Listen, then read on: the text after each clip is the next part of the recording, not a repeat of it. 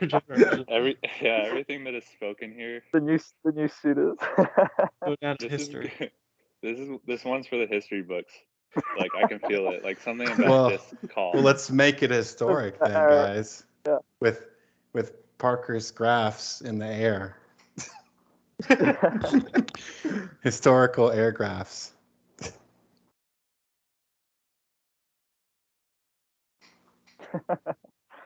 Hey, what's up, guys?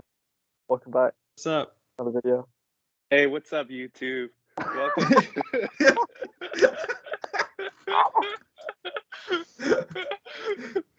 What's up, all you 1.2K viewers? What's up, all my Dhamma subscribers? Don't forget Hey, yo, to what's like, up? comment, share this post with your mom.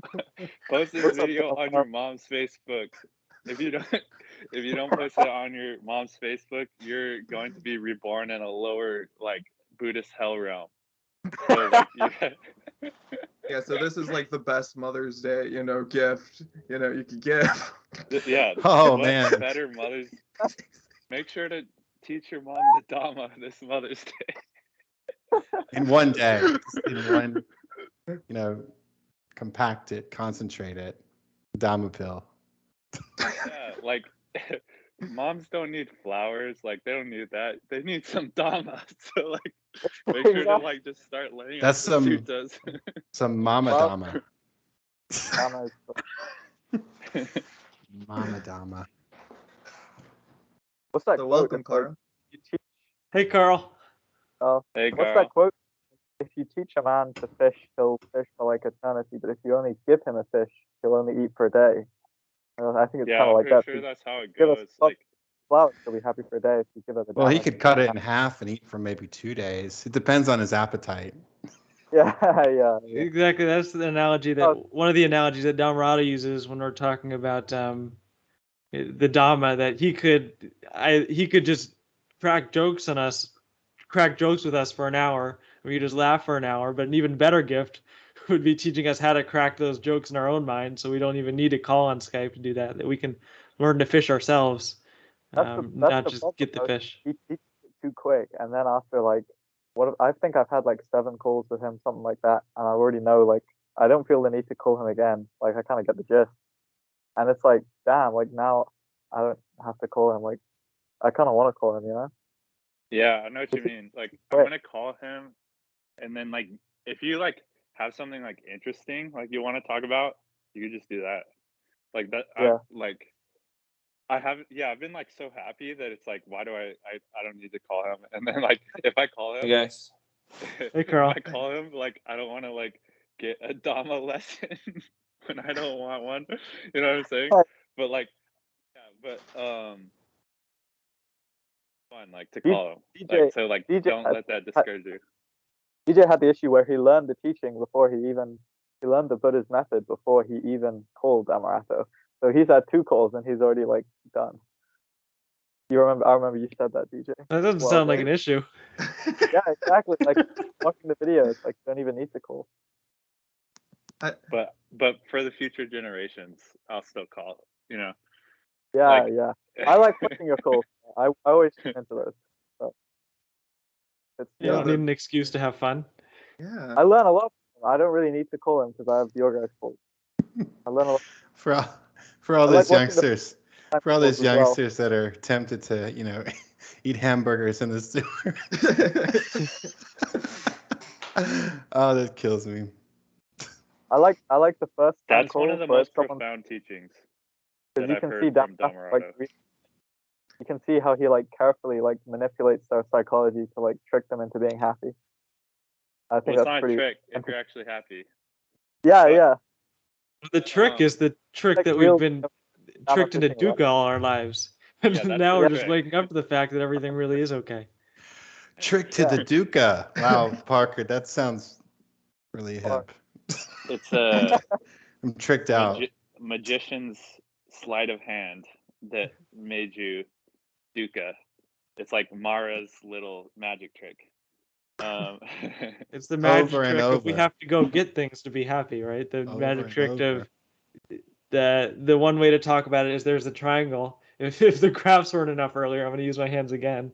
There's a 'Cause, triangle of A, C, or A, B, and C here, and we're taught that, hey, you have to do B to get C, that you have to go to college to be happy, you have to get a job to be happy, you have to work so you can eat or whatever, but it's all of this means to an end, right? And what we're teaching here, I don't remember the Pali word, but there's a word that essentially translates into the shortcut method, that we don't need to do all this dukkha to be happy, or to go get things to be happy. And even that's not satisfactory, because we'll get it, but we're in the habit of looking for more things to be happy, and it's not reproducible. So what we can do, and it's less like this and more like this, that we're going on this long path to be happy, but it's really just a step here whenever we remember, and it's a really short method if we can remember. So people are teaching this dark night of the soul, that you have to go through all this dukkha to be happy, and that's really, hey, you're going to suffer. You have to go get this dark night of the soul before you can be happy. But really, what people are learning in the dark night of the soul is how to be happy, but they're learning the Eightfold Noble Path, the right view, the right effort, and the right sati, but they're taking so much more dukkha that they really need to do.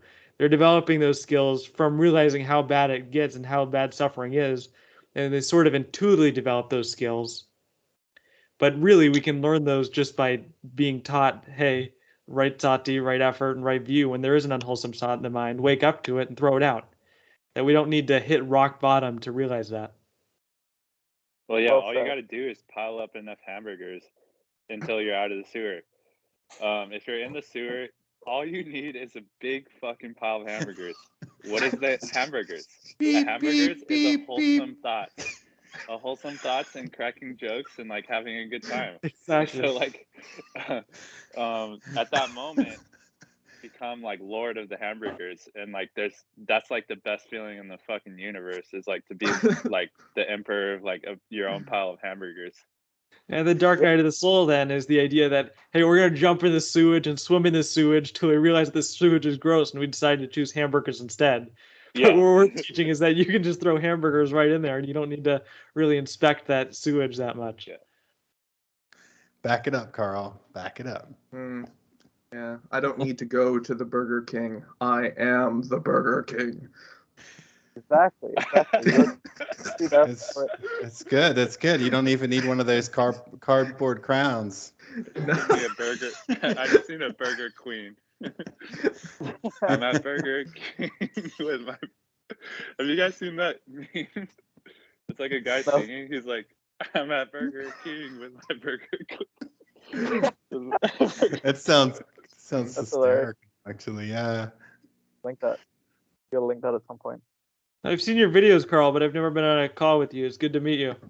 Hey, Parker. Yeah, I've seen you without a shirt, so it's kind of awkward seeing you with a shirt now. I'm mind blown that you actually wear shirts from time to time. You don't recognize me, He do does. you? He does when he's indicating graphs and stuff with his hands. It's related. Yeah. It's related to the geometry. He's professional today, so Yeah, he's whipping out the charts and the graphs. Got popped collar. But I was gonna say something. Oh yeah, it's kind of like it's similar to what they teach depressed people in cognitive behavioral therapy. They teach them that it's our beliefs about the things that happen that make us sad, and not the things that happen. And so what we do is we step in before the belief is formed, and we change our belief to be a positive one. And then the outcome is happiness, even if what happened would have normally caused us to be unhappy due to our past conditioning.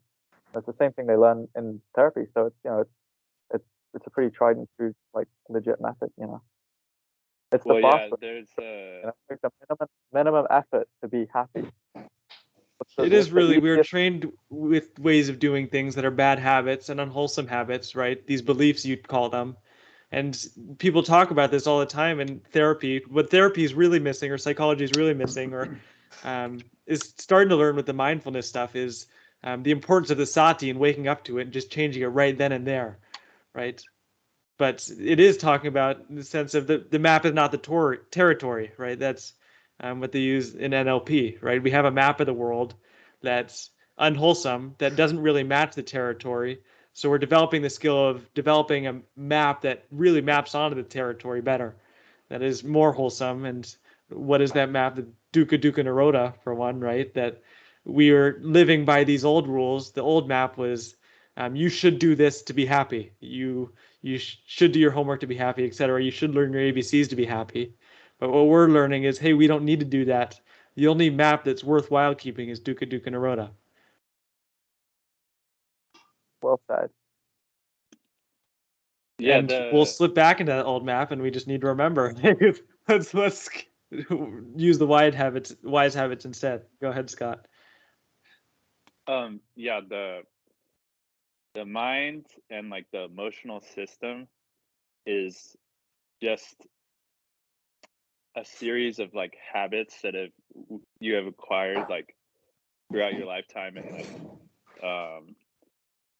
partly environmental, maybe some biological aspects, because for instance, like the fight or flight response is like biologically ingrained into you to happen, but then like how much it's activated is like due to your conditioning and like environmental factors, so and traumas and all that kind of stuff. So essentially what we're doing with the wholesome thoughts and the Sati and all that good stuff is reprogramming yourself to default be happy rather than default be miserable as a habit.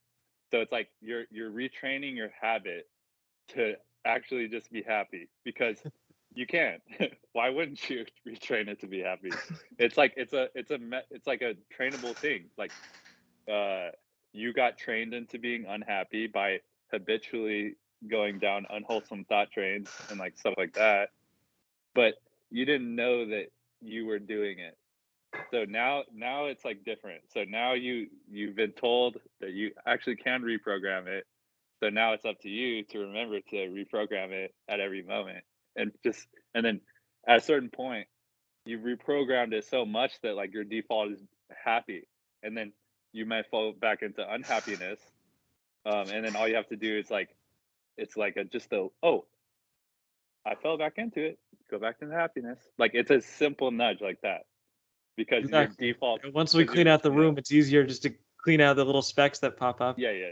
And same with the map analogy, what you're saying here, like you could say that we got this map as a kid and we haven't really been investigating this map. We've been living on the island or the world or whatever, and we haven't been looking up, we haven't been looking at the territory at all. We're just using this old map, and just because we're not looking up, we end up running into walls. That's dukkha, right? But the practice now is to, hey, what's happening really right here, right now? And let's adjust my map based on that. Yeah, it's like an instantaneous thing. It's like, hey, wake up. It's like a bucket of water in your face. Like, oh shit, like I was asleep. And then you wake up and then you're happy again. Like it's not like a gradual process. It's like instantaneous, like wakey. And it's just like doing that more. Like more wakey moments. And it's having that attitude that you're expressing of, I was asleep. The congratulatory attitude of, I'm awake now, rather than the idea of, like, I could have been happy asleep. before. Yeah. Or I I wanna- fuck. Yeah, go ahead, Carl. Asleep again.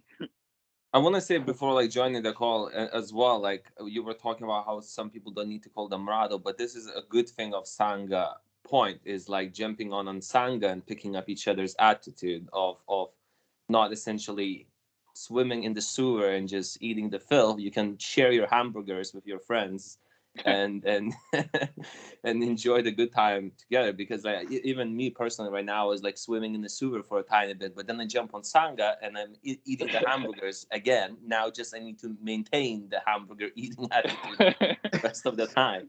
But that's the beauty of like Sangha or calling Dhammarato, is that you can snap into it and you can see that you can get out of the suffering that you're creating yourself, and you can actually see that you can maintain it. You can almost come back to that 0 point line. Like you bring yourself down, then you maybe give a call or you join a Sangha call or you talk to somebody else, and you bring yourself back to the 0 point. And now back to maintenance level. Like how good can you get? How good can I feel?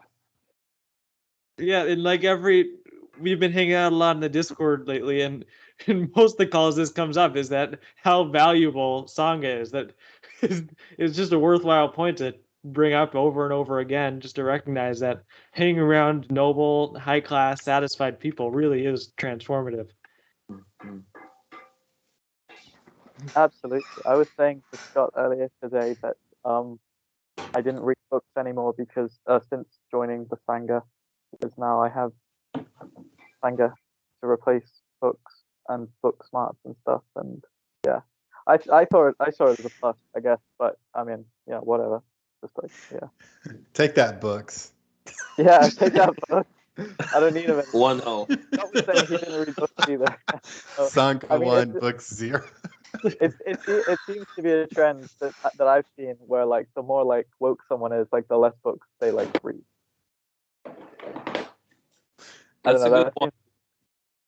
In Sangha, you can almost see yourself as a book because you can see what kind of nonsense you're talking sometimes if you're talking out of that point of suffering, or you can actually see somebody who's maintaining a good attitude and you can pick it up on it. It's like even better than a book. A lot of books and self-help stuff is usually targeted at a specific audience and read by the audience of people who they aren't taking action and they think they need to be acquiring more information to learn what to do better. And they have the delusion that if I would only read more, if I would only learn this thing, then I would feel better, right? But what you're talking about is here in Sangha, we're not in that knowledge acquiring mode. We're in that actually doing mode, that we can actually change the way we feel. And it's not about acquiring more words or knowledge. It's about taking the action right now.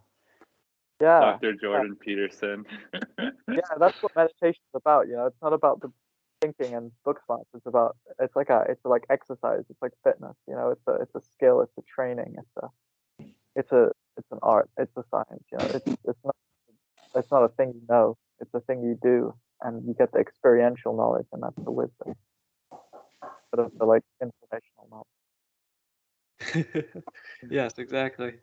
Yeah, you can just be satisfied with the book in between your ears. You have like enough entertainment there to last you. Right now. Yeah, yeah, like Ellipsis. ... I like those verbal ellipses. Yeah. But yeah, this morning I was practicing a bit. Like I woke up a little bit earlier, but rather than like getting out of bed or being like, oh, I got to go on the phone, I just was like, okay, I'm just lie here for a little bit. I don't need to go on the screen. I don't need to go even like watch some video or whatever. It's like, wait, no. It's all the fun toys are right here. I can play with it, you know, mess about, just come back to getting real relaxed and satisfied, you know, play around, just investigate, you know, when the wanting comes up or that little liking or whatever, it's like, okay, can we play with that? And it's just so much fun. And I was just like, yeah, you know what? I mean, this is sort of like magical sort of, you know, thinking, but you can kind of get where that can come from. It's like, oh yeah, you know, I honestly, I could stay here for the next like 10,000 years or something, you know. It was far blown out. I'm like, no, I just need to stay here for the next breath. But you get how like maybe sometimes when they're making this, they're like, oh yeah, somebody dwelt here for like some, you know, absurd amount of time, but it's just like, okay, yeah, no, this is fine. Like you can just really chill out. It doesn't, you know, but the thing is just coming back to like, okay, this one's good and this one's good. You know, it doesn't have to be a long thing of time. But yeah, it's a lot of fun. Well, if you believe in reincarnation, you're going to be dwelling here for like ever. And I mean, like a long time, like lifetime. Hold on, let me butt in a sec. Always DJ. Yeah? Okay, so the thing you just said was interesting because can I live with this for like the purpose of that, like thinking, like can I live with this for like an absurdly long amount of time? Like can I be satisfied with this for you know what I mean? Yeah. So, like that's like the root of thought that like not literally you're not going to be like for eons. You're not going to be in this for eons, but can you be satisfied in this for eons? Yeah, it's the attitude. The attitude. Less the reality of it, but more the attitude of if if someone locked my door and I couldn't get out, and they fed me a meal every once in a while, I could live here forever and be satisfied. I don't Forever need and to go out ever and get and anything. Has anyone Those ever are- been in a sensory depth tank? Has anyone ever Yes. been into a sensory depth tank? Yes. Yeah. Yeah. So I was in one for, I think it was maybe, they told me it was an hour, right? Like an hour. And it was fantastic. It was wonderful, wonderful. And they told me basically knock on the inside when you're ready to get out, right? And when I knocked and they let me back out, and that they were all looking very surprised. They're like, what's going on? How long was I in there? You said you were in there for over an hour. And I said, well, okay, well, what's a normal? I say, 10 minutes, 15 minutes, maybe 20 minutes. He said, I don't think we've seen many people go for an hour in this tank. I was like, man, I was having the best time in there. It was wonderful because it was like complete shut out. You know, there was no transient noise coming in. There was no light at all. It was a wonderful experience.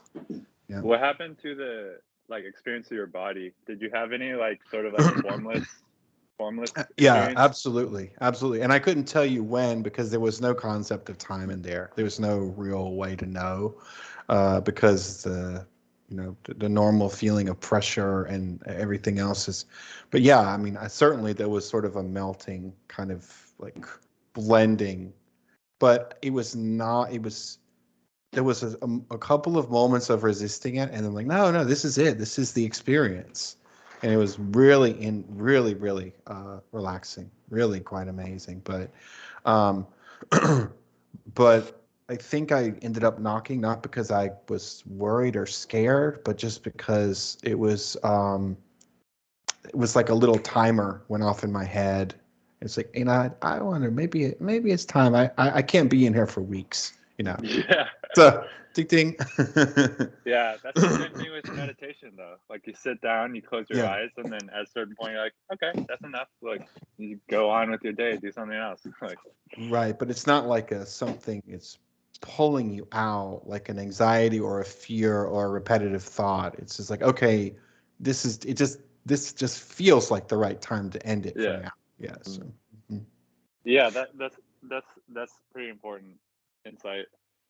And you can see how that's all just right attitude, right? That the ordinary person's attitude is dissatisfaction, and I can't handle this moment. I need to go get something in the outside world to satisfy me.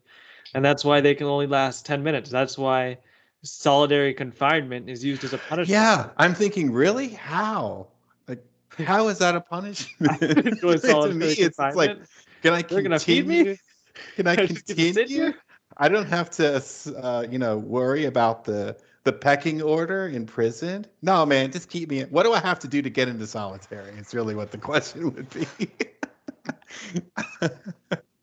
Well, I mean, let's put it to the test. Let's throw you in. No. If I'm already I in don't there, might as well go for broke. That's what I'm saying. Oh yeah. I'm not saying I want to land being in a there from pilot. nowhere. Well, we're Uh, social animals to an extent. We need some. This is why we need the Sangha. We need some human interaction. It's actually torturous to have zero human interaction. I'm not saying it's not possible for an enlightened being to go without no interaction, but it's not healthy on the human level to do that. Like, yeah, you could be in a cave for the rest of your life, and the bugs will be eating away at your legs, and just you could be equanimous about that. But I wouldn't recommend it. Make friends with the bugs. There might be some We're the sort of same bugs, instinctual you and thing or me. more lower in the mind, in the sense of not having social interaction. But on a practice level, if you can sit in the bed for whatever 10 minutes or 10,000 sit in the years. tank for an Yeah, hour, yeah. what is the difference? Definitely. That on an intellectual level, we can just keep reminding ourselves that everything is okay. There's no problems here, even if there's no one to talk to. Exactly. I have myself to talk to, and that's all right. I can think wholesome, gladdening thoughts, and that's all I need.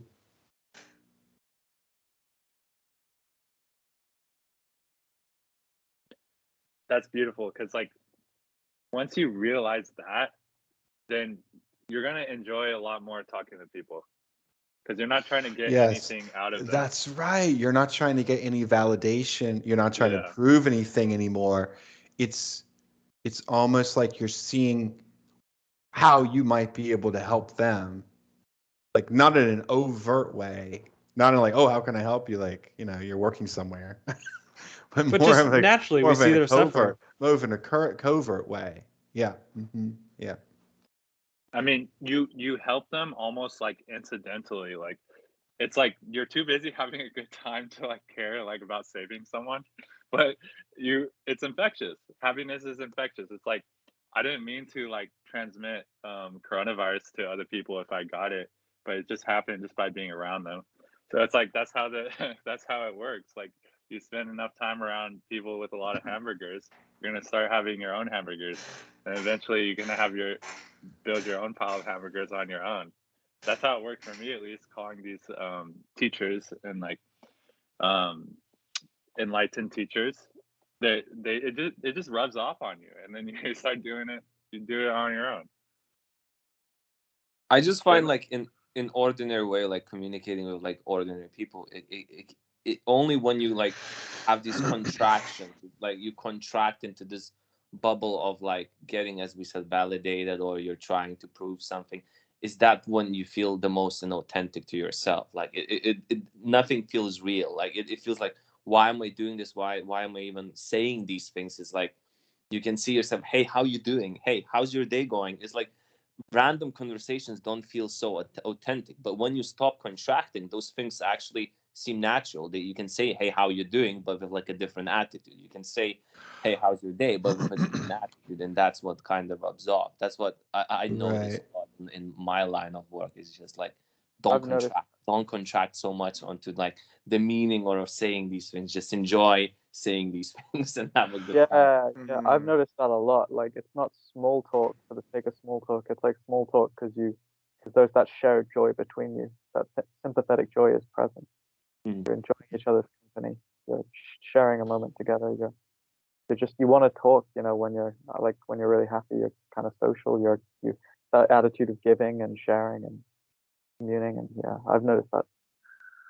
But a lot of times I'll tend to be like quiet, and people don't seem comfortable with being quiet, and I'll just be like, "That's okay," you know. Then they'll say something, and you'll answer, you know. But it's an attitude. It's what you're comfortable with. It doesn't matter if you're comfortable with being quiet. You still stay quiet, you know, because you're enjoying yourself. There's a lot of pressure of like talking and blabbling for the sake of blabbling, but yeah, And definitely. you can talk when you have something worthwhile to say. It's not talking out of trying to fill the air, as people say. It's talking because you can provide value to the other person. Yeah, or you're just like talking for like recreation, you know, and it's not. Yeah, I just talk to hear myself. I just like hearing myself talk. You do. You do. I need to look at it that way. Maybe I'll stop being so quiet. I just record myself and listen. Do you sing in the shower a lot? Dude, I was doing that this morning. I was singing, dancing around my house, singing by myself, having a little concert, a little rave party. That's what should have been on YouTube, is for the future generations. It should have been recorded. Yeah, I agree.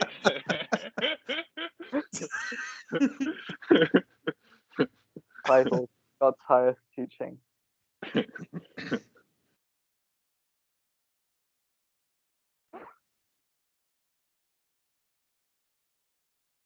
The dancing Buddha. I don't think there is any dancing Buddhas. I don't think that's a thing. People say. Yeah, I've heard it. Is there a dancing Buddha? Because like I know. I don't think it's a one guy. I think it's just a phrase. Like the Buddha dancing. No, it's like dancing Shiva. It's like oh, is that what it is? Yeah, Okay. there's like the Hindu Shiva guy who's like he's like it's like the Nataraj. He's like dancing, and then what he's actually doing is dancing on top of ignorance. So like there's a little crying baby at the bottom of the statue, and then the Shiva is dancing on top of it, and the baby represents like ignorance. It represents like like complaining and like being a whiny little baby. Like Shiva 1, ignorant Shiva, baby 0. Yeah, exactly. So Shiva is being on top of your little mound of dirt. So it's like you're dancing on top. The little mound of dirt is like the little baby in you, and like you're dancing on top of it, having a good time. And like, yeah, that's it. And it's not It's repressed. above the world. Yeah. Lokatara. Like transcendence, you know.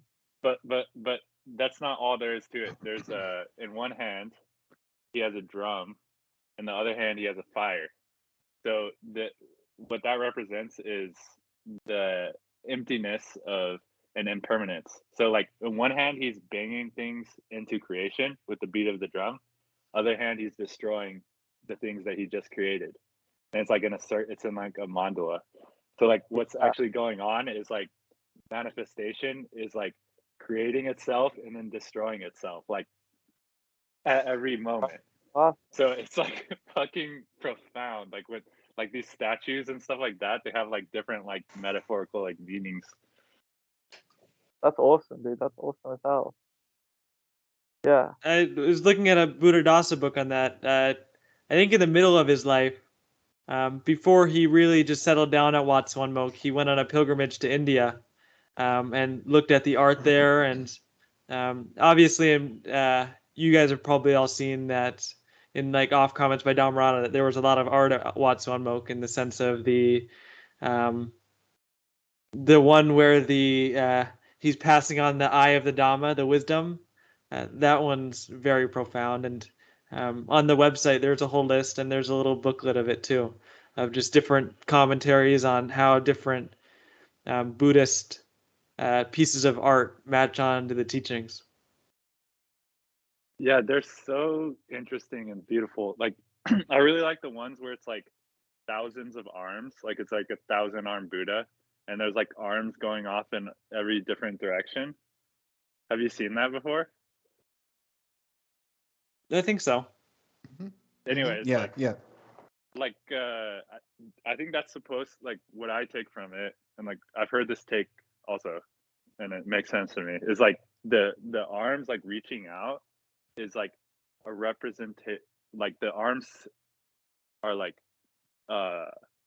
supposed to be like symbols for perceiving. So like everywhere your arm is, like you're perceiving that. So like in this room, like you have perceiving in all directions. Like you're perceiving everything. So like and there's really, if we're really here right now, there's a flood of information going on. We only don't realize that because we're stuck in our thoughts or we're ruminating on things. But there, in that very real way, there are hands everywhere in the sense of the eyes and the ears and the smell. Less smell than the others, but yes, there's so much going on. Yeah, it's like we're only focusing on the sensations we think are important for like our well-being. But if we just like focused on them equally, we would have the problem is you identify with some sensations and not other sensations.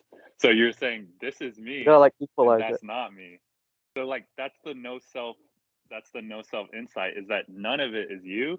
So it's simultaneously like all like one big cosmic happening that's like actually fucking enjoyable. There was a really funny example of this yesterday. We were talking with Luca, and he was talking about how a girl followed him on Instagram, I think it was the example. And very quick in the mind, it's this girl followed me on Instagram. But really, what is that if you really break it down?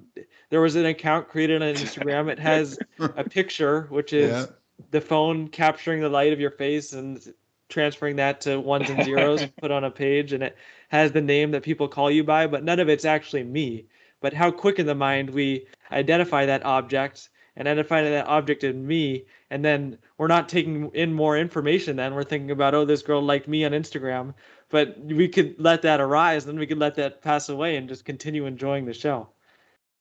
Yeah, that will solve simping. So like 99% of guys' problems is they're simping for girls on the Instagram, and this girl didn't like my picture, blah blah blah. It's just ones and zeros. It's just cosmic data. Right, but they get addicted to that validation or that lack of validation from those platforms, from that that craving arises from at that distance. It's not even like you said, it's not even in person. It's at a distance, and yet we want to be filled up. People want to be filled up with those like little thumbs, or little hearts. Well, think about it this way. So so let's say you're texting your girlfriend or texting a girl or whatever, and you're not actually with this person, right? But let's say you get a text that says, "I love you" or something, and then a flood of happiness comes into you, and love and peace and tranquility. You're completely alone. All you did was read 3 words on a phone. It's like utterly meaningless. So like that proves that the happiness is like an internal like power. Like that's your natural state. Like the text message was just an excuse to release all of that. But you could actually release it on your own without a text message. Like you're always getting a "I love you" text message from the universe. We were talking about this with like the map analogy earlier. What's happening there is we're looking at our map and we see, oh, people liking me. That's when I can feel happy. But if we would just look up, we can realize that we can feel happy right now, that everything's safe and secure right now. We don't need that specific condition that we've been conditioned to think, hey, if this person says this to me, then I can feel happy. We can give ourselves that same love. Making our own warm fuzzies. Yeah, that story popped in mind. So I had an insight that with the Shiva drum analogy, that the drum beats are the sensations. And if we just hear the drum beat, but we don't get attached to it, it just passes away. And then our mind is like the room that the drum beats reverberate in. So if we're clinging to it, then it'll hit, but then the reverberations of that one unpleasant sensation will keep bouncing around our mind and getting louder and louder. Yeah, if you cling to anything that's impermanent, you're bound to suffer, right? To the ether. So yeah, what was it? Because everything that's created will be destroyed. So if you cling to any of it, you're going to suffer.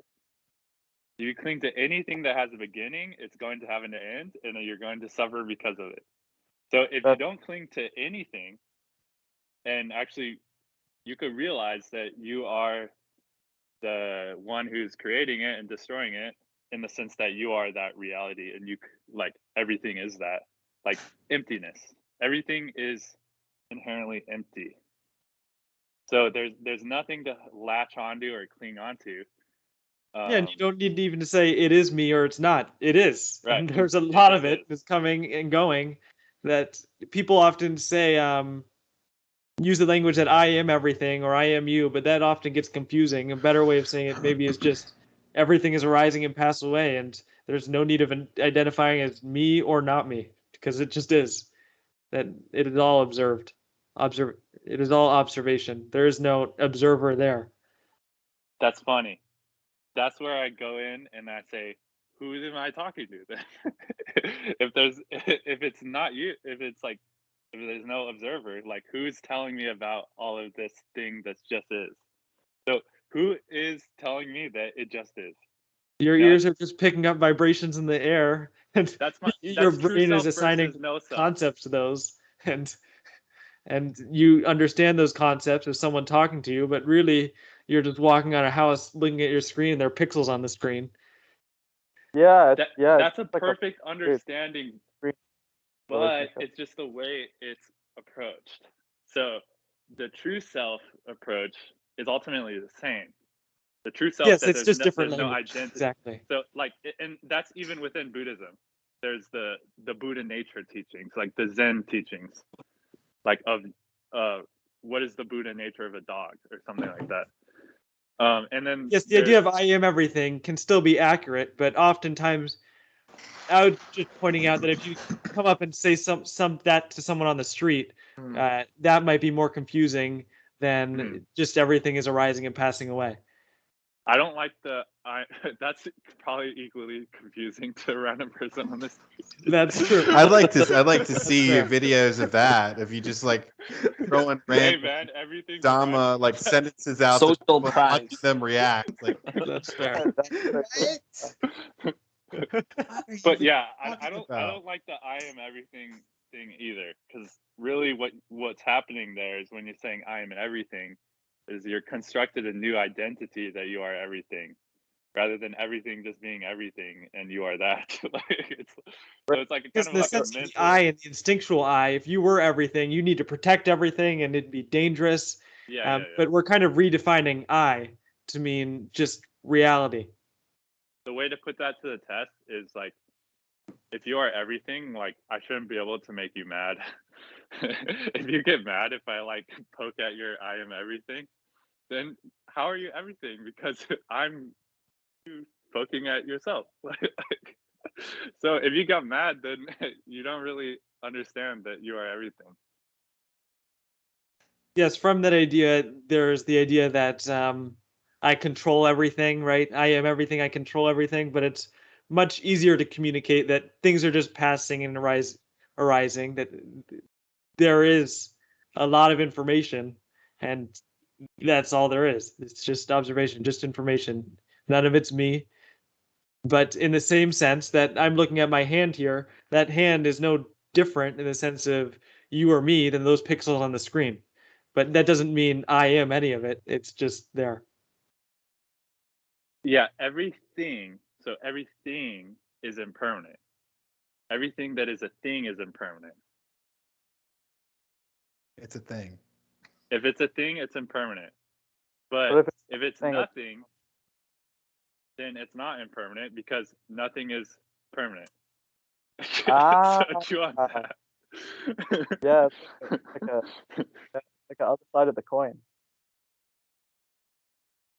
Even mental states are impermanent. You can have a thought one moment. Even attention isn't permanent, right? You can have the attention to pay attention to impermanence, but that intention will eventually fade away and you'll go into the monkey mind, but it'll arise again with the Sati and we'll bring that back. And what we're training is that we're training the skill of coming back and have arise. That's the good news, is that it's completely impermanent and like empty. So you can reprogram it. It's super easy to reprogram it, because it's like changing all the time. You can Sati reprogram. Like, oh, I'm not gonna go down that road. I'm not gonna think those thoughts that are making me miserable.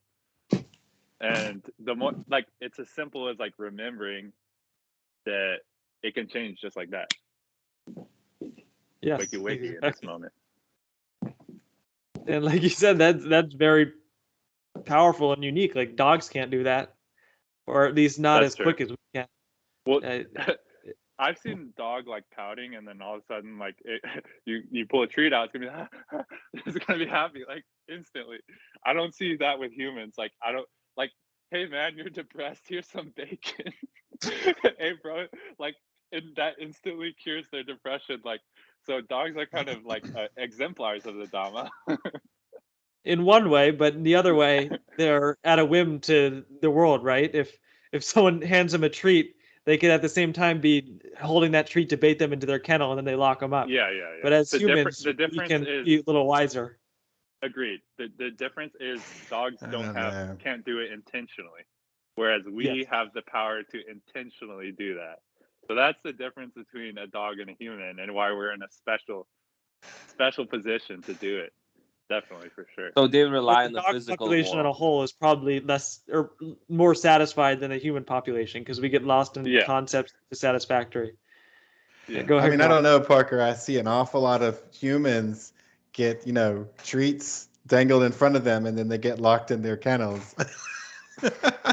It certainly happens in the human world. All the time, It does. from day one. It's just our treats look different and our kennels look different, but they are there. I was gonna say it's interesting how you use like the dogs, and they rely on like a physical stimulation in order to get the happiness trigger, like being outside, rolling in the grass, having a snack, and then when if I would go back We to should the do that more. I know. I was Go going to say, outside, all that roll sounds around pretty in good. rolling in Have the a little grass. roll down a grassy hill. Listen to roll down a grassy hill and like start laughing about like how Yeah. fun it was to roll down that grassy hill. Whee! And then pull out my squashed hamburger and eat it. Yeah. Or hopefully, I don't like the hamburger because we have an obesity problem here in America. So hopefully, fruits and veggies you brought to the picnic. Salmon salad.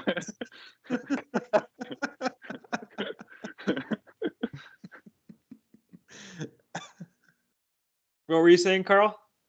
Oh, nothing. I was just gonna say the good practice for me recently has been just once you wake up is paying attention to each moment and how your attention is shifting. Like for example, I pick up a glass, I take a sip, and then what happens next when I put the glass down? I'm still paying attention after I put the glass down. It doesn't mean like the action has ended there. Same as in like I think we previously talked about is like walking into the rooms and actually looking at the room and getting all the information down. I found that quite helpful. Like throughout like the years, it's just like whenever you build up enough sati is taking that practice a bit more, and then you can see that everything that you're doing is essentially just a concept. So you're telling yourself, I'm gonna pick up a glass, but then if you're actually looking and picking up a glass, that you see that there is nothing. You see the action by itself being done by itself. There is no me in there.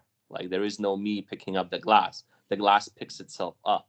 I don't know if Well, then that who's plays, but telling us about picking up the glass? the glass itself is How would you be able to tell us about you picking up and putting the glass if there was no you to experience that? You wouldn't be able to tell me. Well, there Well, was no how are you- specific thing you can point at as you, but there's still From mind, direct there's a body, and experience. still thoughts. Yes. With the glass example, that's a great example because the mind will go to the object of thinking a concept of a glass. But the practice of being with our hands that Dhammarato talks about is to really feel when that hand first contacts the glass, and feel it as you pick it up, and feel it as you put it down, and really slowly lift your hand up, and really be here in here with the senses, because there's a lot of you can feel a lot of stuff in the hands. And athletes would know that especially that the hands are very nuanced and just being in the sensations more because we go from concept to concept. That's where the idea of a monkey mind comes from vine to vine without really thinking where we're going. But like you're talking about having the intention just to really experience what's happening right now rather than just the concept, but what's happening in a hand. How does it feel to pick up this glass of water, right? How does it feel to drink it? How does it feel to swallow the water? How does it feel to put it down? But getting intimate with our present experience. Yeah, like that's the actual application of it. Whereas like don't make an existential like paradigm about it. Like it's something to be seen and experienced. It's not like a new existential viewpoint. You see what I'm saying? Like this is where it goes wrong. Yeah. It's simple, right? It's right here and now. Simple. But people It's think about the direct. concepts. Yeah. Just like the video of the people passing the basketball back and forth, and there's the gorilla walking behind, right? What we're doing when we're thinking about these concepts and trying to get somewhere, we're focusing so closely on that basketball that we're not really seeing what's trying to be told. Walk to memory, dude. I totally forgot about that video. When I was a little kid, I went to like a science museum and they had that like as one of the things. And they're like at the end, it was like, "Did you see the gorilla?" And I was like, "What? There was a fucking gorilla?" That like, blew my mind, bro. That happened to me as a kid too, man. They did it in school. It was great.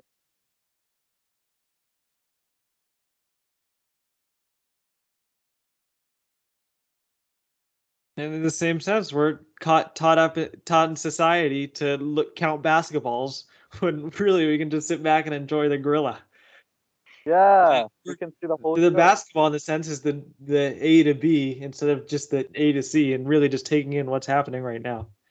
And everything's okay without focusing on the basketball. It's fine not to count the basketballs perfectly. Or to riff off that little metaphor, be it doesn't have to be one or the other. You can enjoy you can have the basketball and see the gorilla. That's like what these mindfulness people are doing, really, is developing the capacity to experience a bunch of things simultaneously.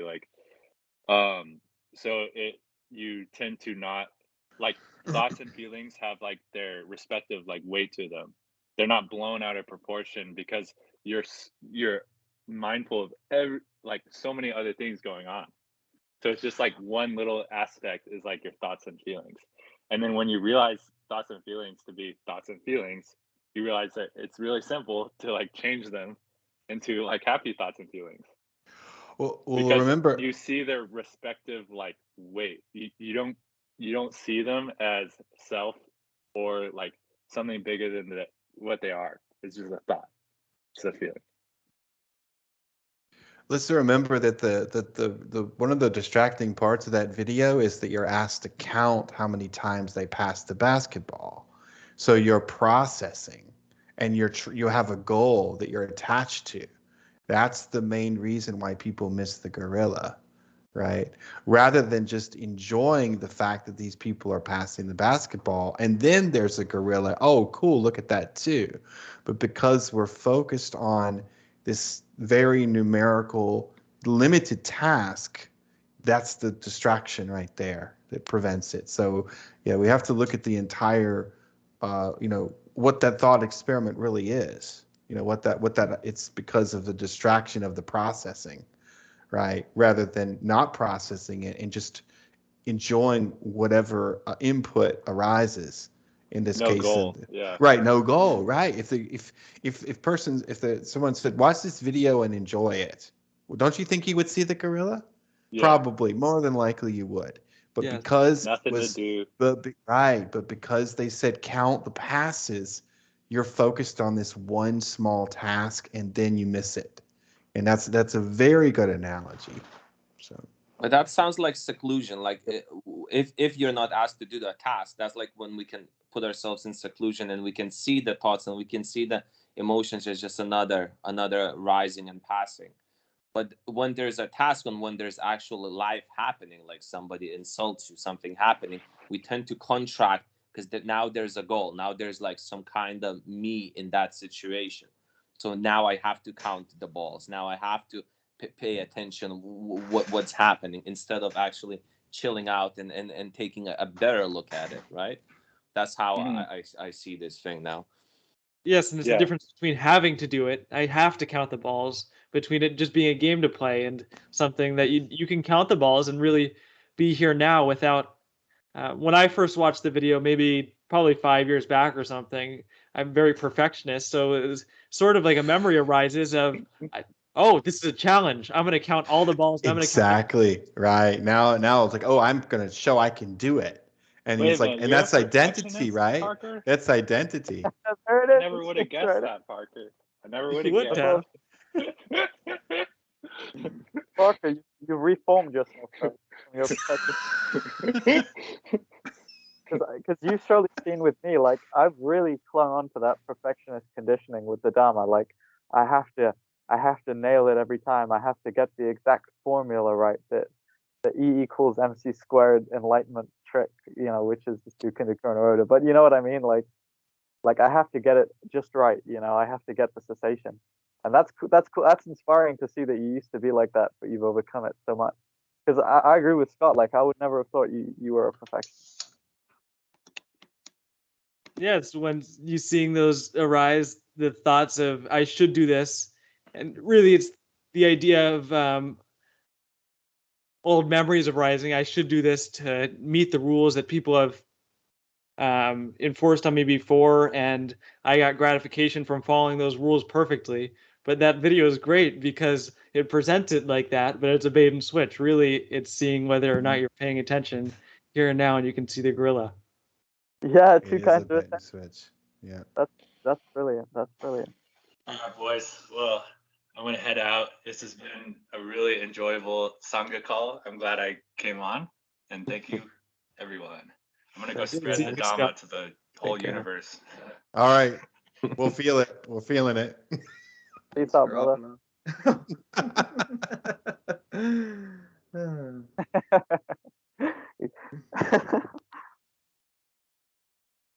He's going to spread the good Dhamma vibes elsewhere. The only reason I'm laying down, Robert, is because of you. I saw you laying down. I was like, I'm gonna mix it up for the time. Like, oh yeah, I'm gonna lay down.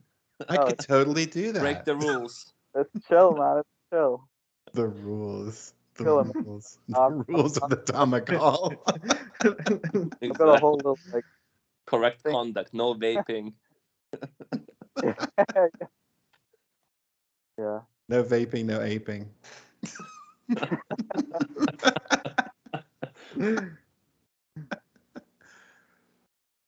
Oh goodness.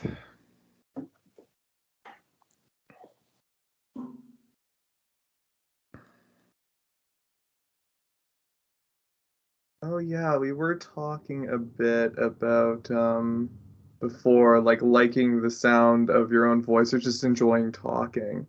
But that was making me think a little bit about I started playing around with like audio journals just to sort of, also practice just talking in sort of a free form way, but like as like an all sort of alternative. And it's been a lot of fun with that too. Like I do like written journals, but then also just taking some time and just really working in with the speech and having some fun with that. That's quite enjoyable. So that's like it's like, okay, you're recording it. It's like I might come back to it. Oh, for Rick. This is my gnome. Sorry. All right. All right.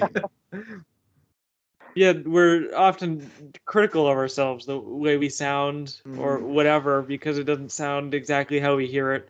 When it's coming from our mouth and we're hearing it here, that it sounds differently when we're playing it back. But that's irrational, right? That people, we talk to people and they don't share that, hey, you're horrible for sounding like this and you sound horrible. It's the same way. Yeah, go ahead, Rick. Yeah, absolutely. As a teacher who, I have to speak a lot. I mean, actually, well, I take it back. I have to listen more than I speak, but I still have to explain quite a bit to my students about different things. And it's excellent point that, oftentimes our default position is to dislike the sound of our recorded voice because it sounds higher than we think, or whiny than we tend to think. But I had a student about 2 or 3 months ago mention how much I teach her and her sister at different times, like different classes. And she mentioned to me, I think it was like at the end of a term, that her mother would walk through and sometimes listen to part of the class, and she wanted to comment how much she enjoyed the sound of my voice. She said, "Oh, is this guy like? Don't you think he should be on the radio, like some sort of a announcer or something?" And my perception in the past has been like, I sure hope people don't, think of it the way I do. But here's this person with a completely opposite view of perceiving the sound that I create, with speech. And so it's really, really interesting to get like a completely an opposite perspective on that. And then, of course, as a someone who's practicing along this path, I throw both of them out. Both my critical distastefulness of my recorded voice and the pleasant and surprising validation that I got from someone, because neither of them are really true. Neither of them are really that important. But it's just interesting to see, like, it was almost like by getting the opposite, I was able to see, well, my point of view is useless too. So I was able to look at both of them and go, forget that. Yeah, it's that not falling to the praise or the blame and just remaining secure. Yeah. Mm-hmm. Like that's sort of the nice thing with it. It's more secure that way if you're not, I need to be praised for this particular feature or be blamed for it, but just being confident, in this. That made me think too, because like earlier today when I was at work, actually somebody came up and was like, "Oh, you were really helpful and all that stuff like last time." And I mean, it did, yeah, sure, it like felt good and stuff. But then I remembered it was like, yeah, this is good, but also, hey, you know what? I'm fine, like anyway, I don't have to like kind of be like, oh, okay, I was praised and I have to hold on to this, Yeah. It's like being able to graciously accept praise but not take it personally. Yeah. And I know it sounds crazy, like don't take praise personally, because it seems very personal. But by taking it personal, then suddenly your ego starts to want more. Like it's like it starts something up. And you're like, oh, this person said something. I want another hit. I want another hit. And then suddenly you're chasing down praise. Whereas before, you weren't even thinking about it until it suddenly happened. And you're like, oh man, that was a really good hit of praise. Oh man. And then it's almost becomes like if you're not aware of it, it can become a drug. So then it's like, okay, I got some praise. 100%. That's Bro, cool. Out. I made an Instagram post like 2 weeks ago that got 30 likes, and I think my previous most likes I'd ever got was 28. And so this was 2 more likes than I'd ever gotten on an Instagram post. And I was like, holy shit, I felt so good. I was like, oh my God, people like me. I need to post more pictures like this. And it was just like a random ass picture of me smiling with like some memes like afterwards. So it wasn't like I was like surprised. It wasn't any different from normal like stuff I put on Instagram. But like it showed me like how like attached to like people's approval of me I was, that I was like, what did I do right this time? I want these likes again. And it's like, what the hell? Like anyway, you can see by having that gratification in compliments, there's also a danger in it, because we're making ourselves susceptible to, hey, when the person next time says your voice sounds like shit, that it'll hurt your feelings, right? If we're attached to that idea, right? But at the same time, we can compliment each other. And really, we need to hear those compliments first most of the time before we can let go. That's really helpful, right? To be able to be praised for something. And then you can recognize, I don't need either of these, like you were talking about, Rick. But it's fun. Man. But that's what happened to me. I posted another pic. I was like, this one's even better. I got like 4 likes on it. I was like, you can see how delusional that is, because Leo Messi or Kendall Jenner, they're getting millions of likes on their posts, and they're relating to it in the same way. This one got less than that one. This one got more, rather than looking at it from an objective perspective. This one got 1 million. Like, yeah, exactly. So congratulations, Robert, for spotting the praise trap. Good for you. Congratulations. But there's also nothing wrong in enjoying it in the moment. You can, as long as you see it as a trap. If somebody praises you, you can enjoy it for that moment. Yeah. Oh, this nice feeling. This person saw something. They felt pleasant because of something I did or something I posted, and then you just let it go. Like you understand the experience is not there to stay. Because if you try to make it stay, that's when the suffering comes about. Because you're trying to replicate the same experience that is meant to be just now there. It's the liking but not wanting. Yeah, exactly. Exactly. Usually in the moment that it occurs, especially if it's been spoken to me real time, I accept it graciously as like a gift. But then as soon as even a few more mind moments, it's gone. It's like I flush it out of my system. Exactly. So I appreciate it, and I appreciate it in a way that I would appreciate a gift that someone gives me. Like, oh, thank you. Like, oh, like a birthday present. But then as soon as we've moved on to a new subject, the person's not there, it's like, okay, it's time to recycle that. Not there anymore. Right. It's not there anymore. And I don't want to get to the point where I'm looking for more. And as you said, Parker, you have to kind of start with the compliments, but then later you can move it to the criticisms too.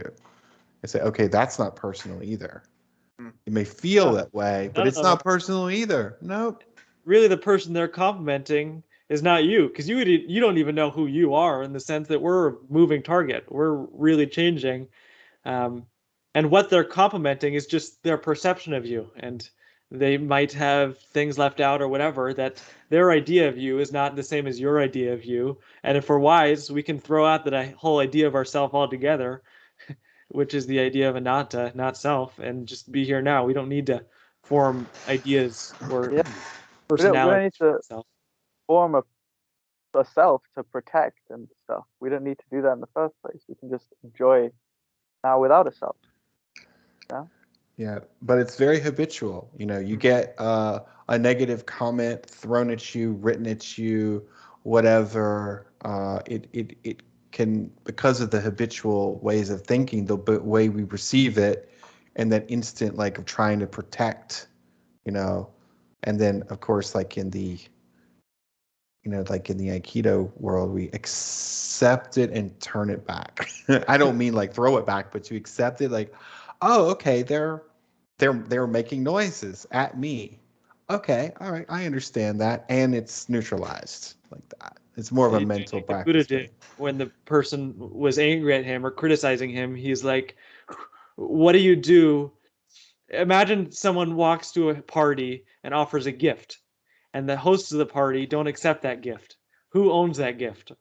The person who's angry still owns the gift of anger. When they try and give it and it isn't taken, it's their gift. They're still angry and you don't have to be affected by it. But that's why we need the sati for when we need it most, right? Because it is habitual. It is our conditioning that we feel good when we're praised and we don't like it when we're criticized.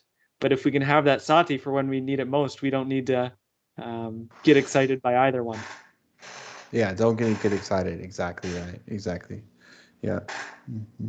Mm-hmm. And the joy that comes out of it is just like looking at the experience as an experience is tremendous. Like you're just sitting there and looking at somebody screaming at you negatively, and you're just smiling and you're enjoying. You're seeing their mouth move or them shouting.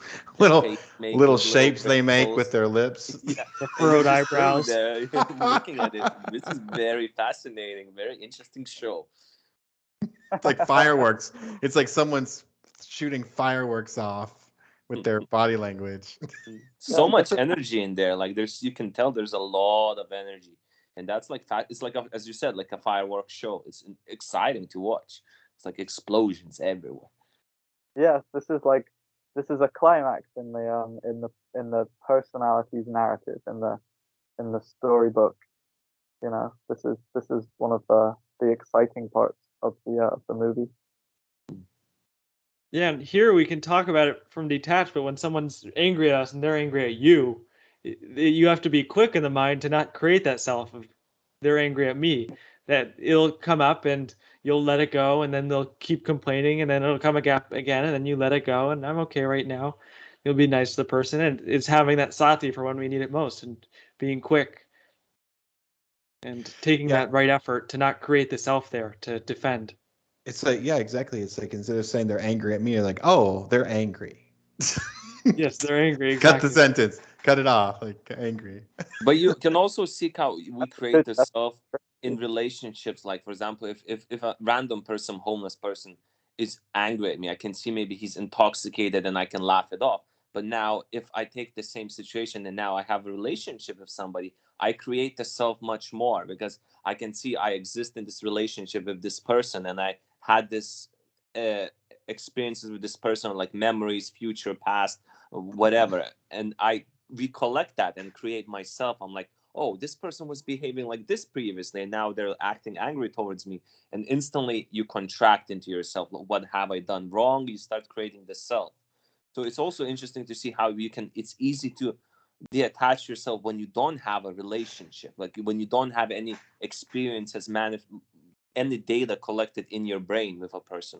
But then it's completely opposite when you do hold on to the previous experiences, when you do hold on to the old data you have with a person, your girlfriend or your friends or co-worker. You can see that data tricks you because now that person has moved on. He's a moving target. Now he's angry, but you haven't. You're still holding on that previous expectation. That's a really good person, point. right? Yes, exactly. That we have an idea of this is this person and they do these things, but the Buddha talks about it in the words of the comings and goings of other beings. When we're satisfied, we can see the comings and goings of other beings, that they'll be angry one moment and satisfied the next, and they're a completely different person.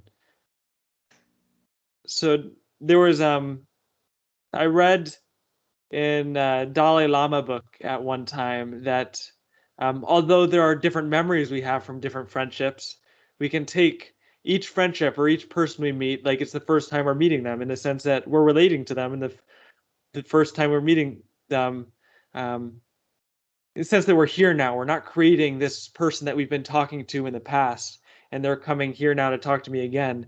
That this person is new right now. They're coming with new experiences, new mind states, and we can treat them like that. That we can use old history to investigate and help draw better conclusions, but there's no need to cling to it, because that's suffering. When we're holding on to a concept of a relationship, and then say that person says, I don't like you anymore, what happened to my relationship here? They were my friend. Well, it's back to change, right? The people change, and it's like the old concept doesn't reflect these changes that have occurred. Yeah. The cycles. Exactly. Well, it's nice to meet all of you. I can't remember who said it. Some famous meditation teacher said that I can't remember the exact quote, but it was basically along the lines of, the self is a bunch of functions in a trench coat, like standing on top of each other, pretending to be a self. But really, it's a bunch of different reactions and patterns that we have learned from our lives, and maybe the negative ones come from traumas or whatever. But it's a bunch of these different mental processes that are standing on each other in a trench coat, like one of those kids and cartoons or wherever that comes from. That's like what the self is. So you're talking to a different one of their reactive patterns, or Yeah, the self is 5 despicable me minions in a trench coat. Yeah, it's like what I was talking about with Rick with heart's work. It's like which part has like the light of attention, which one is holding the beam of attention, controlling it. Could be different for every time you meet a person, and you think you're talking to like one person. Actually, that's a good point. Sometimes I will, if I have something that I want to tell my wife sometimes, and I want to make sure that she's the most receptive to it. Like an older version of me would have told her immediately, like, oh, I've got to tell you this news. I couldn't hold on to it. But currently, I'm more aware that sometimes it's simply not convenient because her receptiveness is at a low point. Maybe she's tired, she's finished with work. And I'm a lot more aware of when to time this kind of information so that it will be at a high state of receptivity. And then it takes a little bit of kind of like detective work or awareness of how she is, rather than just being focused on, oh, I can't hold on to this information, I gotta tell you. And then of course, when it's not received or received in the way that I was thinking it might be, then there's that whole follows another chain as well. But yeah, it's a little bit about that too. Yep. Investigating that wanting, whether or not it's good to tell him at that point, that wanting to talk, that feeling like I need to talk, that I need to express this now, because that's old conditioning, and we can wake up to that. This thing happened to me. Maybe it made me feel good and I wanted to share it with someone else, or I didn't like it and I wanted to complain to someone else. And there was that needing to tell someone else.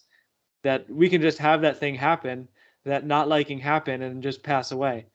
And play with it, because there will be times where it's wise to share that thing and times where it isn't. But either way, not doing out of a need to share it. Right. Not doing out of a need to share. Absolutely. That's what I noticed about like the small talk is the best is when the most I get out of the conversations is when I'm sharing genuinely with investigating it first. Like I'll invest. It's not like I'm sitting there thinking about what I'm gonna say to this person for 10 seconds, but it's like one mind moment. I see something and then I see, oh, I shouldn't say that because it's gonna like rub wrong, or it's gonna sound weird. But then I can see, oh, it's actually generally giving me a lot of joy, so I'm gonna share that joy with somebody else. But now if I can see something of me just wanting to talk, like saying, oh, I have to share. I see something really funny to me, but that person might react in a different way to that. So I generally will hold off, because now I can investigate and see, oh, maybe this is not a good idea. Maybe I'll keep that fun to myself this time. So it's a really interesting way of looking at it, because you can conceptualize it into this one thing. It's either do it or don't do it, but it requires your own personal touch, your own personal view, as you said, seeing the whole motion of the ocean, as you would say. You see other people moving, how they're feeling, how they're acting, and then you see, how am I feeling, how am I feeling, how am I what's my sati, well, what am I trying to get out of this?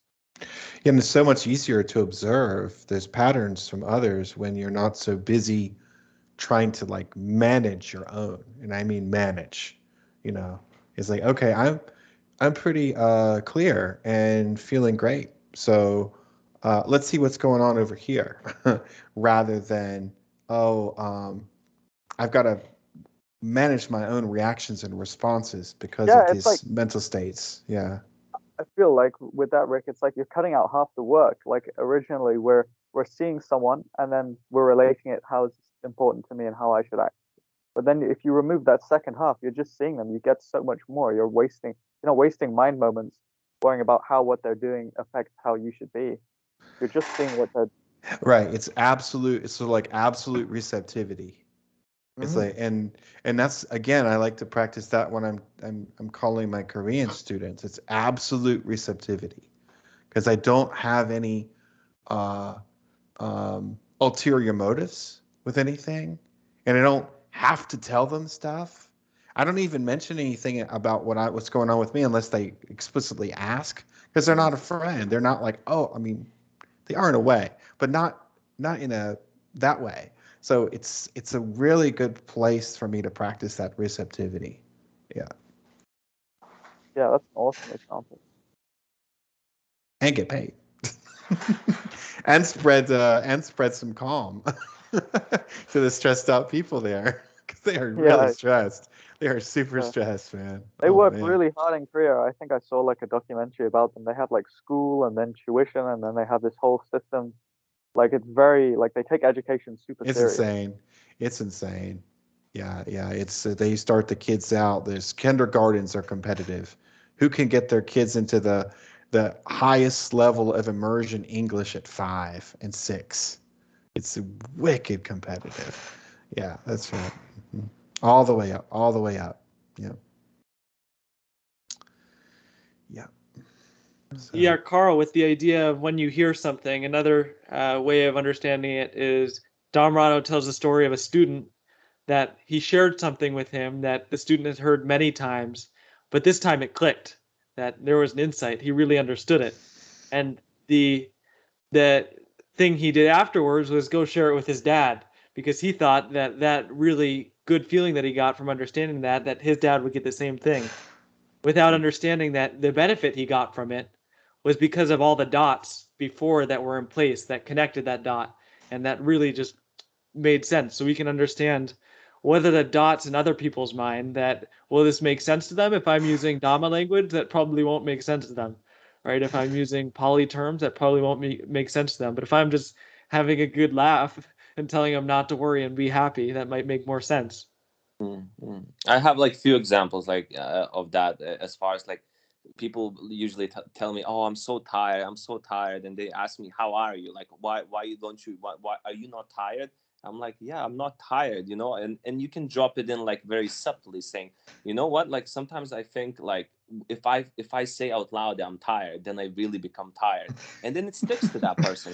It really does sometimes stick, it did stick to this person, because he probably connected all the little dots. Hey, I'm always complaining that I'm tired, so finally somebody said something else that what I'm used to hearing, right? Because other person would be oh yeah, I'm tired sometimes as well, but you reply in a different manner because you're actually being receptive. You're looking at it, and you're investigating, and you actually pinpoint. And a lot of people want others to fall in their pattern of misery. they literally are looking for like someone to commiserate with. Yeah, Like misery, but literally, and then when you suddenly aren't, you're like, I'm not going to commiserate with you because I'm not miserable. Like, and then they switch and they go, well, why not? Why aren't you miserable? I'm like, oh, I've got these cool things going on, but not in a braggy way. Just like, yeah, it's pretty sweet. I've got a pretty nice situation going on here. And if we up can flip here. them, that's a much better gift than commiserating with them. Right. Then it's like joyinating. give them a couple hours to just like feel some of your good vibes, radiate it to them. Mm-hmm. There you go, DJ. Whatever this is. Twinkle, little star. The Shiva's drum. Yeah. Give it Yeah. Why not? Yeah, sending good force vibes to them. It is May the 4th, so Oh yeah, right. That's the thing. It is. That's a cultural thing. I forgot about that. Yeah. Hey, I didn't even catch it go from April to May. That's crazy. Robert's like, it's May? Hey, time flies when you're having fun, right? It's May. I thought it was August. Yeah, it was like April 30th last time I checked. It's like, holy shit, it's been 4 days. Like, god damn. Great. What day is it? What month is it? It really is nice, though, not to be pinned down to a schedule, that we can just use time as something that's beneficial, because scheduling things might be beneficial at some point, but not in the sense of I need to do this at this certain day, or when I was in school full time, it was, thinking about I want to get to Sunday or I want to get to Saturday, and when it will be Friday, when will this be over? But we don't have to think of time like that anymore. And humans for thousands and thousands of years didn't think of it like that. They didn't have the clock and certain numbers they referred to. It was just when the sun rises and when the sun falls. And there were obviously more complex versions of that, but not in the rigorous sense that we have nowadays of you need to wake up at 8 a.m. every morning and get to work at 9 and then clock out at 5 and then get to bed, get home so you can get a nice dinner and watch TV, and then so you can get to bed at whatever 9 so you can get that 8 hours of sleep that you need. But that wasn't something that people had before. That there weren't even screens, so they could just go to sleep when they felt tired. There wasn't something to keep them up. The candlelight was probably less attractive than YouTube, I imagine. They would fall asleep and just sleep the night and wake up. It wasn't a job they had to do. So we can start to see that we make it a job and let go of that now. We don't have to make sleeping a job, make a certain weekday a job. Well, I like the idea that instead of it being I have to do it on this certain day, I'm all into the mode of I get to do it. Oh, it's Monday. Good. I get to do these activities. It's Friday. I get to do these activities. I love that. I love that refrain. It's that little one word, just like, and it makes a difference for sure. It's like, woohoo. Yeah. Yeah. Sorry, there can be a lot of confusion at first when you get into these things. You can say, oh, I don't have to work. But I mean, you don't have to work, but you flip that switch in the way you look at the thing. It's not essentially like you don't want to go to work or etc. But you look at the whole thing completely differently. You look at it as a play. As you said, I get to do this. I get to go play. And then it becomes joyful. It really is not like a struggle, Oh, I'm gonna do this. I'm gonna get a bit of money. Maybe I'm gonna buy a nice steak, or I'm gonna buy some nice vegetables or something. I'm gonna chill out. I'm gonna have a roof over my head. Those are nice things. Even if I don't have them, it's nice. But it's nice to have a roof over your head. It's nice to sleep in a warm environment, I guess.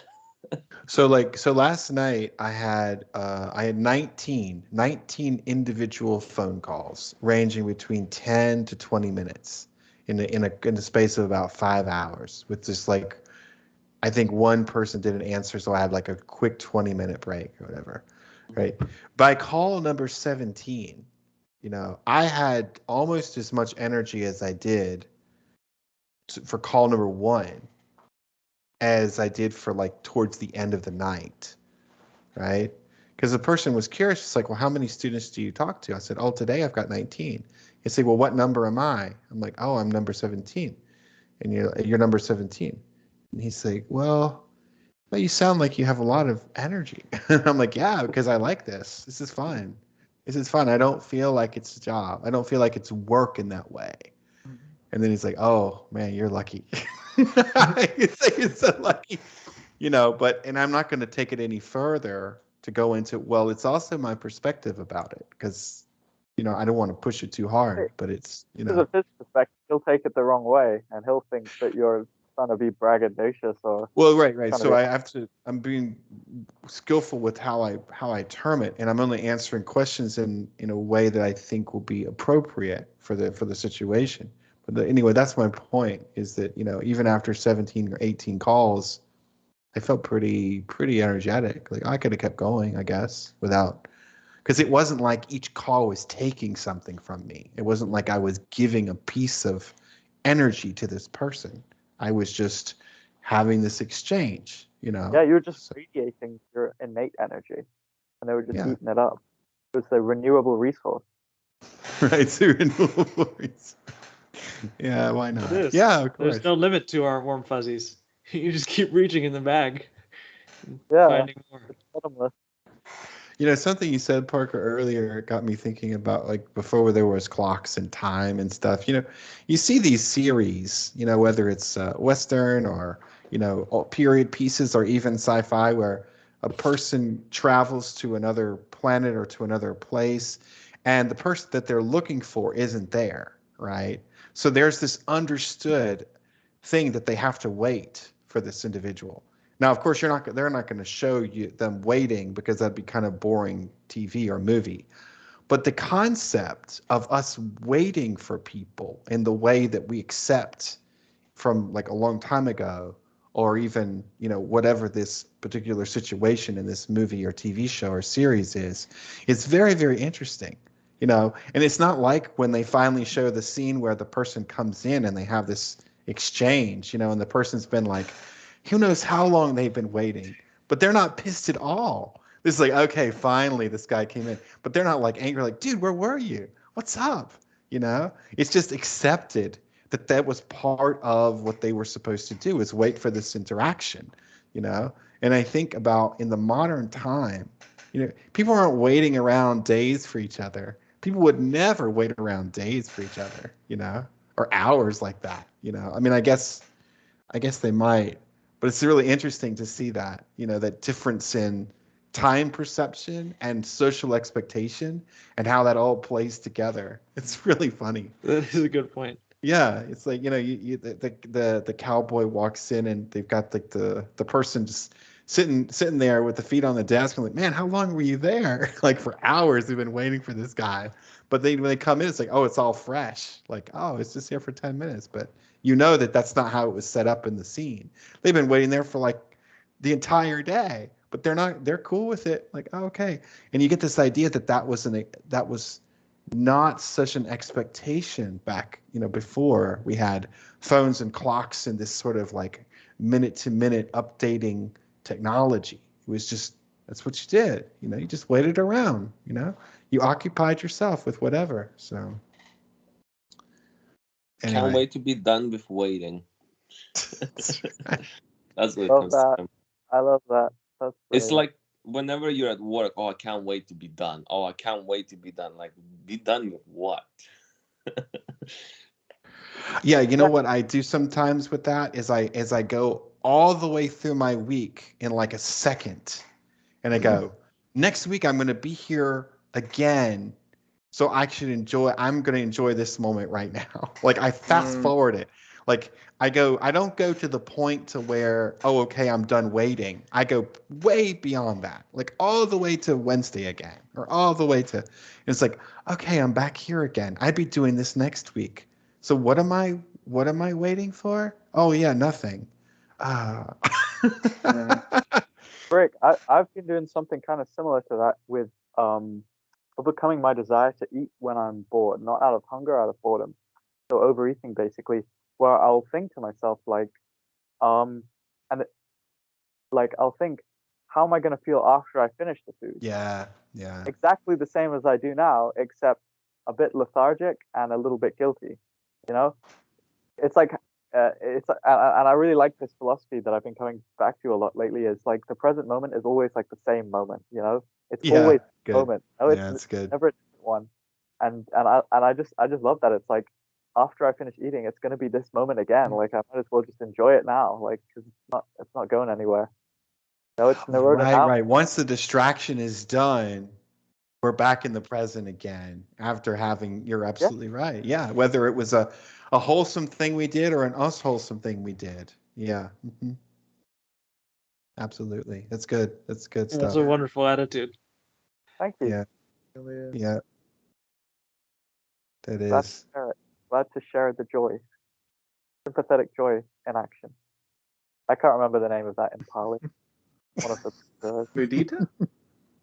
yeah, it's one of them.